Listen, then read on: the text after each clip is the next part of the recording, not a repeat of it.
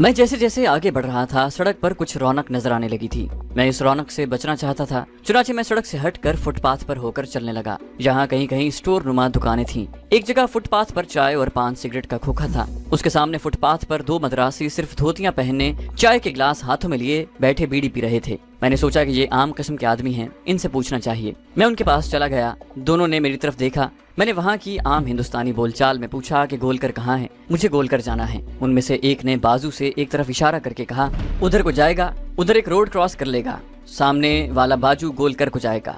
मैंने उनसे ज्यादा बातें करना मुनासिब न समझी और खामोशी से जिस तरफ मद्रासी ने इशारा किया था उस तरफ चलने लगा। सामने शाहराह में से एक सड़क निकलकर अंदर की तरफ चली गई थी। मुझे उसी सड़क को क्रॉस करना था। मैं सड़क क्रॉस कर गया। यहाँ दोनों जानिब ऊंचे ऊंचे फ्लैटों वाली बिल्डिंगें थी। मैं सामने वाली सड़क पर आ गया। ये पतली सड़क से छोटी थी और इसमें अक्सर दुकानें बंद हो चुकी थीं। मैं दुकानों के बोर्ड पढ़ने की कोशिश करता आगे चला जा रहा था। अक्सर बोर्ड तमिल जबान में लिखे हुए थे, कहीं कहीं अंग्रेजी के बोर्ड भी थे, मगर उनमें जय भारती भंडार का बोर्ड कहीं नजर नहीं आ रहा था। मैं आगे चलता गया। एक दुकान के अंदर से रोशनी बाहर सड़क पर आ रही थी और तमिल गानों की आवाज भी आ रही थी। ये जरूर कोई होटल यानी रेस्तोरां होगा। ये सोचकर मेरे कदम जरा तेज हो गए। पुलिस का एक सिपाही जो साइकिल पर सवार था मेरे सामने से आकर गुजर गया। उसने मद्रास की पुलिस की वर्दी यानी निकर और खाकी रंग की दो पल्ली टोपी पहन रखी थी। हाथ में बेद का डंडा भी था। मैं अपने ध्यान में चला जा रहा था। उसने मुझे एक नजर देखा और गुजर गया। जिस दुकान के अंदर से रोशनी और तमिल गाने की आवाजें आ रही थी वो जय भारती भंडार नाम का रेस्तोरां ही था। एक लंबी दुकान थी जहाँ कुर्सियां मेज बिछे थे। स्पीकर पर मद्रासी गाने वाली का रिकॉर्ड बज रहा था। दुकान में काफी ग्राहक बैठे कॉफी पी रहे थे। यहाँ भी कॉफी का ज्यादा दौर था। मैं पहले तो बाहर खड़ा रहा कि कोई बहरा बाहर निकले तो उससे गंगू का पूछूं। जब अंदर से कोई मुलाजिम टाइप का आदमी बाहर ना निकला तो मैं हिम्मत करके रेस्टोरेंट में दाखिल हो गया और जाते ही जहाँ कुर्सी खाली देखी वहीं बैठ गया। एक काला कलोटा मद्रासी लड़का मेरी मेज पर आकर मेज पर कपड़ा मारते हुए तमिल जबान में कुछ बोला। मैंने कहा एक गिलास कॉफी लेगा। वो जाने लगा तो मैंने उसे इशारे से अपने पास बुलाकर हिंदुस्तानी में पूछा, क्या गंगू आज छुट्टी पर है? मैंने ये जाहिर किया कि मैं उसे जानता हूँ और उससे मिलना चाहता हूँ। उसने वहीं से आवाज दी और तमिल जबान में कुछ कहा। उसमें गंगू का नाम भी था। उसने गंगू को ही आवाज दी थी। थोड़ी देर बाद मैंने देखा कि एक 50-55 साल की उम्र का गहरे सांवले रंग का आदमी जिसने घुटनों तक मैली सी लुंगी और मैली सी हल्की बनियान पहन रखी थी, अपने बालों को एक हाथ से खुजाता मेरी तरफ चला रहा था। पहले तो मुझे शक हुआ कि ये वो आदमी नहीं हो सकता जिससे मिलने को मुझे स्वामी जी ने कहा है, लेकिन फिर ख्याल आया कि हमारे आदमी इसी तरह काम किया करते हैं। वो मेरे पास आकर तमिल में कुछ बोला। मैंने कहा तुम्हारा ही नाम गंगू है?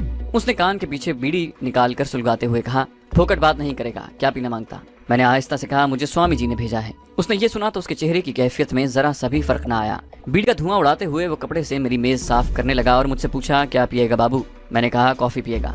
वो चला गया। मुझे उलझन में छोड़ गया। समझ में नहीं आ रहा था कि ये असली गंगू है या कोई और गंगू है।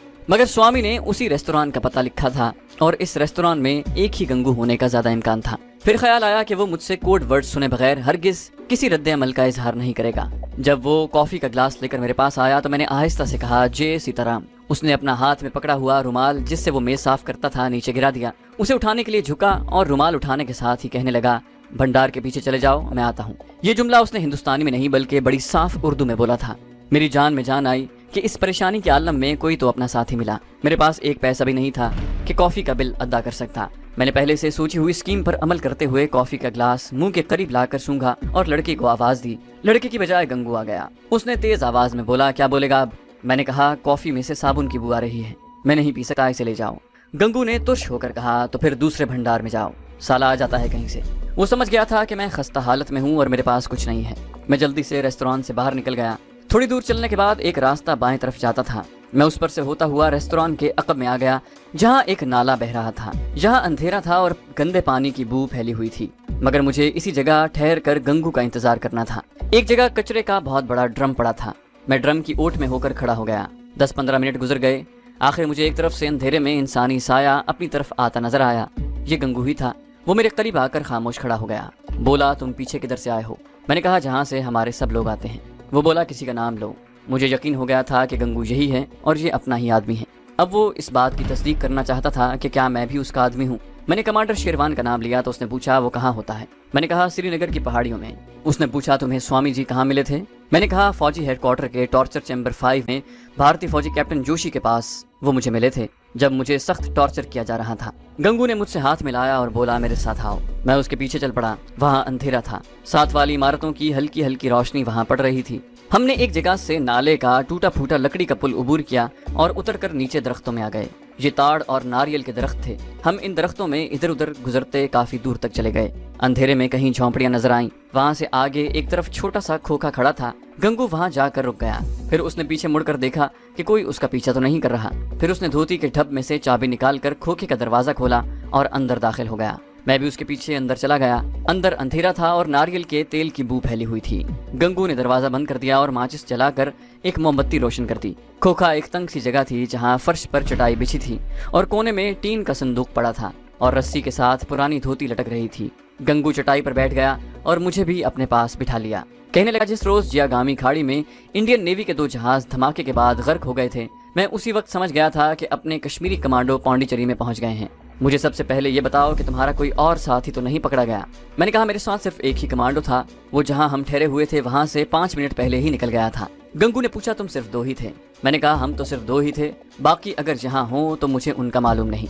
गंगू ने मुझे बीड़ी देते हुए कहा, बीड़ी पियोगे? मैंने बीड़ी ले ली। उसने माचिस जलाकर मेरी बीड़ी सुलगाई, एक बीड़ी खुद भी सुलगाई और बोला, तुम खुशकिस्मत हो कि इस फौजी कैंप में तुम्हें ले जाया गया जहां हमारे लीडर स्वामी गोरखनाथ के भेष में आते जाते रहते हैं। उन्हें यकीनन पता चल गया होगा कि कश्मीरी कमांडो को पकड़कर वहां लाया गया है। वो अचानक कैप्टन जोशी के पास नहीं गए होंगे। वो सोची समझी स्कीम के तहत वहां आए होंगे। मैंने कहा, मेरा भी यही ख्याल है, क्योंकि जब मैं और वो टॉर्चर चैम्बर में अकेले थे तो उन्होंने कागज में लिपटा हुआ पिस्तौल थैले में से निकाल कर मुझे दिया और कहा था कि इसमें एक पर्चा भी है जिस पर एड्रेस लिखा है, जहां मुझे गंगू बैरे से मिलना है। इस मतलब है कि वो पहले से जानते थे कि मैं वहां मौजूद हूं और उन्होंने मुझे वहां से फरार होने का मौका फराहम किया है। चुनाचे वो पर्चा लिखकर और पिस्तौल लेकर मेरे पास आए थे। गंगू ने पूछा, वो पिस्तौल कहाँ है? मैंने पतलून की पिछली जेब में से पिस्तौल निकालकर उसको दिया। वो मोमबत्ती की रोशनी में पिस्तौल को बड़े गौर से देखने लगा। फिर बोला, ये पिस्तौल हमारे एक साथी ने पौंडीचेरी के एयरफोर्स डिपो से उड़ाया था, ये तुम अपने पास ही रखो। मैंने उसे कहा कि अब तक मुमकिन है मेरे फरार का फौज को इल्म हो गया हो। फौज और पुलिस जरूर मेरी तलाश में शहर में निकल आई होगी। मैं जहाँ से गया तो मेरी चेकिंग भी हो सकती है। ये पिस्तौल मुझे दोबारा गिरफ्तार करवा देगा। गंगू बोला, तुम अभी मेरे पास ही रहोगे। गंगू ने मेरा पिस्तौल लेकर वहीं कोने में संदूक के पीछे कपड़े में लपेट कर छुपा दिया। उसने मुझे अपना असली मुसलमान नाम बताया। गंगू जाने लगा तो बोला, मैं होटल बंद होने के बाद आऊंगा, तुम यहीं रहना, बाहर मत निकलना। वो चला गया। मैं झोंपड़े में ही चटाई पर कुछ देर बैठकर आइंदा क्या करना होगा, कैसे करना होगा, इन बातों पर गौर करता रहा। गंगू काफी देर बाद आया। वो मेरे लिए कुछ खाने को भी लाया था। मैंने खाना वगैरह खाया। उसने कहा, मैंने स्वामी जी को पैगाम भिजवा दिया है कि तुम मेरे पास पहुंच गए हो। वो कल रात तुमसे मुलाकात करेंगे। मैंने कहा, गंगू भाई, मेरा नागपुर वापस पहुंचना बहुत जरूरी है। वो बोला, स्वामी जी ही इसका इंतजाम करेंगे। तुम अकेले जहाँ से निकले तो पकड़े जाओगे। सबसे पहले तो सुबह तुम्हारे लिए नए कपड़े लाऊंगा, ये गंदे हो रहे हैं। मैंने उसे पूछा, स्वामी जी क्या मुझसे मिलने आएंगे? गंगू ने कहा, नहीं, हमें उनके पास जाना होगा। ये मैं तुम्हें कल शाम को ही बता सकूंगा कि स्वामी जी से कहाँ मुलाकात होगी। उसके बाद गंगू सो गया। मैं भी सो गया। दूसरे रोज काफी देर तक सोया रहा। गंगू जा चुका था। दिन काफी निकल आया था। गंगू मेरे लिए चाय वगैरह लेकर आया। कहने लगा, इस खोखे के पीछे नल का लगा हुआ है, तुम वहां जाकर मुंह हाथ धो आओ। मैं बाहर निकलकर नलके पर गया, मुंह हाथ धोया, पानी पिया और वापस खोखे के अंदर आकर बैठ गया।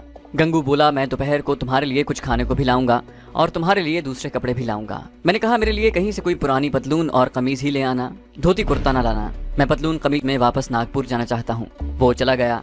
दोपहर को मेरे लिए चावल और सब्जी लेकर आ गया। एक बंडल में पुरानी पतलून और धुली हुई कमीज थी। मेरी जैकेट तो फौजी टॉर्चर सेंटर में ही रह गई थी। मैंने गंदे कपड़े उतार कर वो पहन लिए। मैंने उसे कहा कि फौज को मेरे फरार का इल्म हो गया होगा, क्या इस बारे में तुम्हें कोई खबर है? वो बोला, ऐसी खबरें बाहर नहीं निकला करती। फौज और पुलिस इन खबरों को खुफिया रखती है। इससे एक तो उनकी बदनामी होती है कि इतना खतरनाक कमांडो उनकी हिरासत से बाहर निकला, दूसरे वो अपनी सरगर्मियों से मफरूर कमांडो को बेखबर रखना चाहते हैं। वैसे ये बात यकीनी है कि अब तक खुफिया पुलिस और मिलिट्री इंटेलिजेंस के आदमियों ने सफेद कपड़ों में शहर की नाकाबंदी कर दी होगी। गंगू जय भारती भंडार में मामूली बैरे की हैसियत से मुलाजिम था। उसे सुबह से लेकर रात तक वहाँ काम करना पड़ता था। दोपहर को गया तो रात के 9 बजे वापस आया। कहने लगा, तुम्हें स्वामी जी से मिलने उनके मंदिर चलना होगा। वो रात के 10 बजे तक मंदिर में ज्ञान ध्यान में मसरूफ रहते हैं। हम यहाँ से पूरे 10 बजे निकलेंगे। वहाँ तुम पतलून और कमीज की बजाय धोती कुर्ता पहन कर जाओगे। उसने संदूक में से एक गहरे रंग की 4 खाना लुंगी और उसी रंग का कुर्ता निकाल कर मुझे दिया। मैंने पतलून कमीज उतार कर लुंगी और कुर्ता पहन लिया। पाँव में गंगू की चप्पल पहन ली। जब रात के 10 बज गए तो गंगू मुझे लेकर एक तरफ रवाना हो गया। वो खुदा जाने कहाँ से गुजरता रहा। कभी झाड़ियाँ और वीरान इलाका आ जाता, कभी आबादी शुरू हो जाती। आखिर मुझे एक जगह ढलवान छतों वाले 1 मंजिला मकानों से कुछ फासले पर एक मंदिर नजर आया जिसका स्टाइल जुनूबी हिंद के मंदिरों वाला था। ये कोई बड़ा मंदिर नहीं था, हम मंदिर के अंदर जाने की बजाय उसके अकब में आकर बैठ गए। ये बिल्कुल वीरान सी जगह थी, वहाँ अंधेरा और खामोशी थी। मुझे कोठरी में बिठाने के बाद गंगू ने अंदर ताक में रखा हुआ तांबे का एक दिया रोशन कर दिया। उसकी रोशनी में मैंने देखा कि दीवारों पर कहीं कहीं जाले लगे हुए थे। मैं पटसन की चटाई पर बैठ गया। गंगू बोला, मैं ज्यादा देर यहाँ नहीं ठहर सकता, मैं जाता हूँ। स्वामी जी तुमसे मिलने खुद आ जाएंगे। उनसे बातें करने के बाद तुम मंदिर के गेट के पास आ जाना, मैं वहाँ से तुम्हें ले लूंगा। वो चला गया। मैं बंद कोठरी में अकेला बैठा रहा। तांबे का पुराना दिया जल रहा था। थोड़ी देर बाद बाहर किसी के कदमों की चाप सुनाई दी। मैं उठकर खड़ा हो गया। दरवाजे को मैंने अंदर से चटखनी लगा दी थी। कदमों की चाप दरवाजे के पास आकर रुक गई।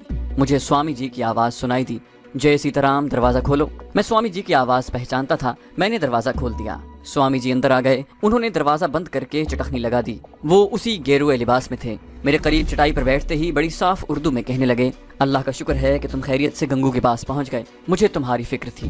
मैंने कहा, आपको कैसे मालूम हो गया था कि मैं फौज के टॉर्चर चैम्बर में हूँ? स्वामी जी ने, जो मुसलमान थे और हमारे अपने गाजी और मुजाहिद थे, मुस्कुराकर कहा, यह मालूम करना मेरी ड्यूटी में शामिल है। कैप्टन जोशी मेरा मुरीद है। मैंने उसे कुछ ऐसी शोबदाबाजी दिखाई हुई है कि वो मेरा गर्विदा हो चुका है। मुझे उसी की ज़बानी पता चला था कि फौज ने इन पाकिस्तानी कमांडोज को गिरफ्तार कर लिया है जिन्होंने जियागामी की खाड़ी में इंडियन नेवी के 2 असलहा बरदार जहाजों को तबाह किया था। उसके बाद मैंने एक मंसूबा बनाया और तुम्हारे तक पहुंच गया। मैंने स्वामी जी से पूछा, टॉर्चर चैम्बर से मेरे फरार होने के बाद आप पर तो किसी को शक नहीं पड़ा कि आपने कमांडो को फरार होने में मदद दी है? स्वामी जी बोले, मैंने यहाँ की फौज के सीनियर ऑफिसर में अपना जो मकाम बनाया है उसका अंदाजा तुम इस बात से लगा सकते हो कि किसी को मुझ पर जरा सा भी शक नहीं पड़ा, बल्कि उल्टा कैप्टन जोशी ने पहरे पर जो लांस नायक मौजूद था और जिसे तुमने बेहोश कर दिया था उसको क्वार्टर गार्ड में बंद कर दिया। बहरहाल इन बातों को तुम छोड़ दो। तुमने हिंदू बनकर धर्मवीर के नाम से मिलिट्री इंटेलिजेंस की डिफेंस ब्रांच के मेजर शरद दीवान के घर में जो मकाम बनाया है उसे बना रहने चाहिए। खुदा ने बड़ा कर्म किया कि ऐन वक्त पर तुम फरार हो गए, वरना मेजर शरद कल सुबह पहुंचने वाला था। वो तुम्हें देख लेता तो सारे किए कराए पर पानी फिर जाता और ये बात हमारे हक में सख्त नुकसानदेह साबित होती, क्योंकि तुम धर्मवीर के रूप में मेजर शरद के करीब रहकर भारतीय फौजी हाई कमांड के पाकिस्तान दुश्मन राज मालूम कर सकते हो। तुमने जो जगह बनाई है यहाँ तक हमारे आदमी नहीं पहुँच सकते। अब तुम्हारा वापस नागपुर जाना बहुत जरूरी है। सुबह मेजर शरद दीवान आने वाला था, मगर उसे आज सुबह ही तुम्हारे फरार की इतला दे दी गई है और वो पौंडीचेरी नहीं आ रहा। लेकिन उसने नागपुर से ही कैप्टन जोशी के खिलाफ गफलत बरतने के जुर्म में सख्त एक्शन लेने का हुक्म जारी कर दिया है। मैंने कहा, आपके ख्याल में मेरे नागपुर जाने का महफूज तरीका कौन सा हो सकता है? स्वामी जी कुछ सोच कर बोले, मैं कोई ना कोई तरीका निकाल लूंगा, तुम इस मामले में फिक्र न करो। तुम्हें कल इतला पहुंच जाएगी कि तुम्हें यहाँ से किस तरह निकलना चाहिए, क्योंकि इस वक्त रेलवे स्टेशन के अलावा शहर के हर बस स्टॉप और लारियों के अड्डे पर पुलिस और मिलिट्री पुलिस के आदमी मौजूद हैं। ये बड़ी खुशकिस्मती की बात हुई है कि फौजी हिरासत में तुम्हारी कोई तस्वीर नहीं उतारी गई। अगर तस्वीर उतार ली जाती तो तुम्हारे लिए पौंडीचेरी से बाहर निकलना नामुमकिन था। मैंने स्वामी जी से कमांडो औरंगजेब के बारे में पूछा, क्या आपको मेरे साथी कमांडो औरंगजेब के बारे में कोई खबर है? वो पौंडीचेरी की अशरफिया सराय में मेरी गिरफ्तारी से चंद मिनट पहले जुदा हो गया था। स्वामी जी कहने लगे, कमांडो औरंगजेब के बारे में मुझे अभी तक कोई इत्तला नहीं मिली। वो पकड़ा भी नहीं गया। अगर पकड़ा गया होता तो मुझे लाजमी तौर पर इसका इल्म हो जाता। इसका यही मतलब है कि वो पौंडीचेरी से निकलने में कामयाब हो गया है और अब तक कमांडर शेरवान के पास श्रीनगर पहुंच चुका होगा। उसके बाद स्वामी जी उठ खड़े हुए, पहले मैं जाता हूँ, तुम मेरे जाने के 5 मिनट बाद यहाँ से निकलना और जाते हुए ये दिया बुझा देना। तुम्हें क्या करना है इस बारे में कल किसी वक्त तुम्हें बता दिया जाएगा। स्वामी जी दरवाजा खोलकर बाहर निकल गए। उनके जाने के 5-6 मिनट के बाद मैंने दिया बुझाया और कोठरी से निकल गया। मैंने मंदिर का गेट आती दफा देख लिया था। मैं वहां से सीधा गेट पर गया। वहां गंगू एक तरफ अंधेरे में खड़ा मेरा इंतजार कर रहा था। उसने मुझे पीछे आने का इशारा किया और आगे आगे चलने लगा।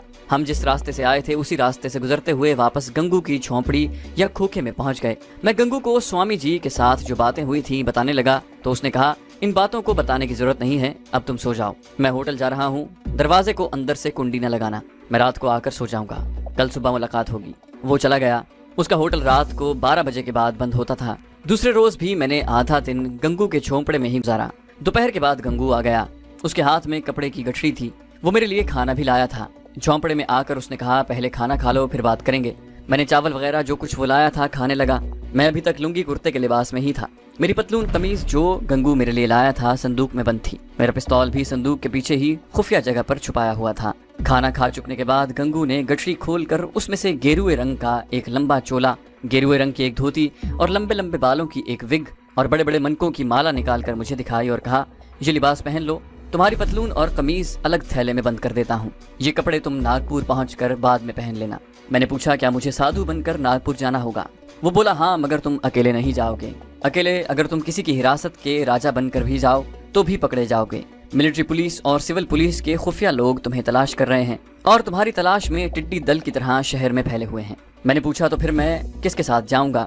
गंगू बोला, स्वामी जी तुम्हारे साथ जाएंगे। उन्होंने सिर्फ तुम्हें हिफाजत के साथ नागपुर पहुंचाने का ये इंतजाम किया है कि वो हिंदू श्रद्धालुओं की पूरी एक मंडली लेकर नागपुर के बड़े मंदिर की यात्रा पर जा रहे हैं। तुम भी इन श्रद्धालुओं में शामिल हो जाओगे। इस तरह तुम पर किसी को शक नहीं पड़ेगा और स्वामी जी की वजह से तुम्हारी चेकिंग भी नहीं होगी। ठीक 1 घंटे के बाद पौंडीचेरी से वरंगल जाने वाली गाड़ी चल पड़ेगी। मैंने कहा, इसका मतलब है कि पौंडीचेरी के रेलवे स्टेशन तक मुझे अकेले जाना होगा? गंगू बोला, नहीं। 1 घंटे बाद स्वामी जी अपनी मंडली के साधुओं और दूसरे श्रद्धालुओं को लेकर हमारे होटल के सामने से गुजरेंगे। तुम उस वक्त तक हमारे होटल के बाहर बैठोगे। वहाँ तुम पर किसी को शक नहीं पड़ेगा। जहाँ साधु लोग आम चलते फिरते रहते हैं। जब स्वामी जी अपनी मंडली को लेकर वहाँ से गुजरेंगे तो तुम भी उनके साथ शामिल हो जाओगे। ये सारा ड्रामा सिर्फ तुम्हें महफूज तरीके से नागपुर पहुँचाने के लिए खेला जा रहा है। अब जल्दी से ये कपड़े पहनकर अपना हुलिया साधुओं वाला बना लो और मेरे जाने के कुछ देर बाद यहाँ से निकलकर हमारे होटल पहुँच जाना और वहाँ बाहर एक कुर्सी भी होगी, इस कुर्सी पर बैठ जाना। मैं खुद आकर तुम्हें बड़ी अकीदत से कॉफी का ग्लास पेश करूंगा। गंगू के जाने के बाद मैंने धोती कुर्ता उतार कर गिरवे रंग का लंबा चोला और धोती पहन ली, गले में मनकों वाली मालाएं डाली, सर पर लंबे लंबे बालों वाली विग जमा ली और बिल्कुल साधु बन गया। इस हुलिये में मुझे मुश्किल से ही पहचाना जा सकता था। इसके बाद मैंने संदूक में से पतलून, कमीज और बूट निकाल कर थैले में डाले और थैला कंधे पर लटका लिया।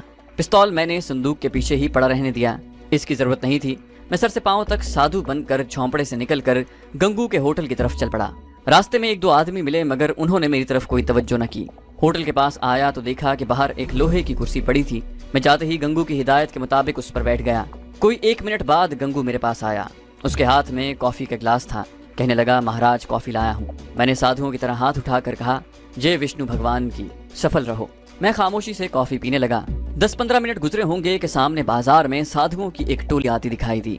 आगे आगे स्वामी जी अपने मखसूस जोगियों वाले भेस में थे। हाथ में त्रिशूल था। श्रद्धालु और साधु उनके पीछे पीछे चल रहे थे। इनमें कुछ लोग सिविलियन कपड़ों यानी धोती कुर्तों और पतलून कमीज में भी थे। इस शख्स ने हर तबका ख्याल के लोगों को अपना ज़ेरे असर रखा था। ये 15-20 के करीब लोग थे। स्वामी जी आगे आगे चलते कभी कभी जय गुरुनाथ और अलख निरंजन का नारा लगा रहे थे। वो मेरे करीब से गुजरे तो उन्होंने कनखियों से मेरी तरफ देखा और आगे निकल गए। मैं कुर्सी से उठा और जुलूस में शामिल हो गया। चौक में 4-5 वैगनें खड़ी थीं। सब लोग वैगनों में बैठकर रेलवे स्टेशन पर आ गए। रेलवे स्टेशन पर लोग आकर स्वामी जी के हाथ चूमते और एक तरफ होकर बैठ जाते। इन लोगों को रेलगाड़ी का टिकट लेने की जरूरत नहीं थी क्योंकि इंडिया में नाबीनाओं और जोगी साधुओं को रेल का टिकट माफ होता है। सब लोग प्लेटफॉर्म में आकर गाड़ी में सवार हो गए। मुझे स्वामी जी ने अपने डिब्बे में बिल्कुल अपने साथ बिठा लिया। वो गर्दन हिला हिला कर राम नाम का जाप कर रहे थे। गाड़ी चल पड़ी। इस गाड़ी को वरंगल शहर तक जाना था। वहां से हमें नागपुर जाने वाली गाड़ी पकड़नी थी। ये लंबा सफर था। हमारे इर्द गिर्द दूसरे साधु बैठे थे। स्टेशन पर स्वामी जी और बाकी साधुओं की बड़ी आवभगत हुई। लोग मिठाइयाँ और पूरियां देते रहे। सारा दिन गुजर गया। इस दौरान स्वामी जी मुझसे मतलब की कोई बात न कर सके।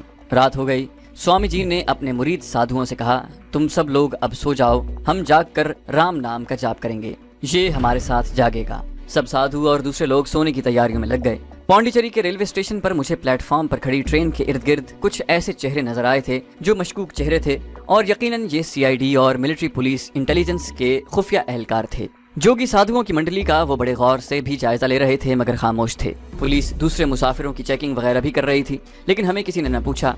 वो लोग जानते थे कि ये साधुओं की मंडली है और स्वामी गोरखनाथ की क़यादत में यात्रा पर किसी तीर्थ स्थान को जा रही है।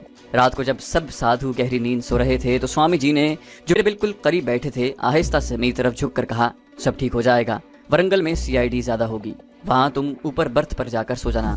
ट्रेन फराटे भरती रात की तारीकी में भागी जा रही थी। स्वामी जी ने एक नजर से करीब सोए हुए साधुओं का जायजा लिया, फिर मेरे करीब होकर आहिस्ता से कहा, नागपुर पहुंचने के बाद तुमसे कुछ जरूरी बातें करनी है। मुझसे मिले बगैर स्टेशन से बाहर न जाना। वरंगल का स्टेशन आया तो मैं बर्थ पर चढ़कर लेट गया। मैं पहलू के बल लेटा था और मेरा चेहरा खिड़की की तरफ था। मैं ऊपर वाली बर्थ पर लेटा नीम व आंखों से खिड़कियों की तरफ देख रहा था जहां से मुझे प्लेटफॉर्म पर चलते फिरते लोग नजर आ रहे थे। ट्रेन रुकी हुई थी।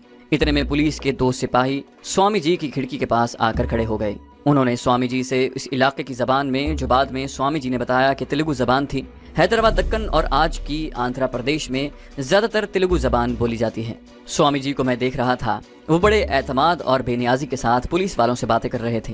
थोड़ी देर बाद बातें करने के बाद सिपाही चल गए। स्वामी जी ने निहायत दूरअंदेशी से काम लेते हुए मुझे वरंगल के स्टेशन पर बर्थ पर जाकर लेट जाने का मशवरा दिया था। पुलिस के सिपाही जरूर मेरे बारे में ही कुछ पूछ रहे थे। गाड़ी आगे रवाना हो गई तो स्वामी जी ने चेहरा ऊपर उठाकर मेरी तरफ देखा। मैंने आंखें बंद कर ली और सोने की कोशिश करने लगा। 2-3 रातों से तकरीबन जाग रहा था। आंखें बंद करते ही नींद आ गई। जब बेदार हुआ तो गाड़ी के डिब्बे में दिन की रोशनी फैली हुई थी। गाड़ी पूरी स्पीड से जा रही थी। स्वामी जी के चेले उनके सामने सामने वाली नशिस्तों पर बैठे हुए थे। तमिल जबान में उनसे बातें कर रहे थे। अब मालूम हुआ कि हमारे खास आदमी को, जो स्वामी के भेष में था, तमिल और तेलुगु जबानों पर उबूर हासिल था। उस शख्स ने अपने बारे में और उस इलाके में अपनी पोजीशन के बारे में कुछ नहीं बताया था, लेकिन मालूम होता था कि इस मुजाहिद को इस इलाके में बड़ी खास यानी मास्टर स्पाई की हैसियत हासिल है। मैं भी बर्थ पर से उतरकर स्वामी जी के पास बैठ गया और उनके पाठ बड़ी अकीदत से सुनने लगा। तीसरे पहर चंद्रपुर का शहर आया और गुजर गया। सूरज नागपुर के कारखानों की ऊंची ऊंची चिमनियों के पीछे झुक रहा था कि ट्रेन नागपुर पहुंच गई।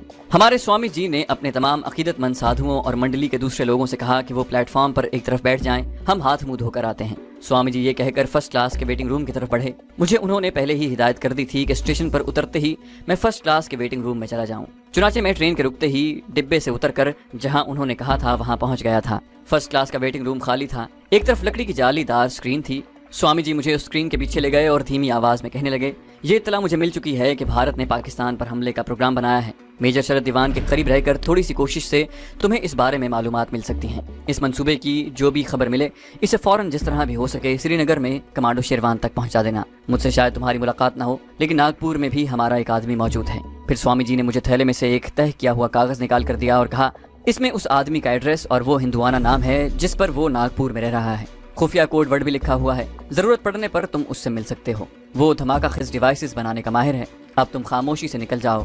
अल्लाह हाफिज। ये कहकर स्वामी जी गुरु गोरखनाथ का नारा बुलंद करते हुए वेटिंग रूम के बाथरूम की तरफ चल दिए।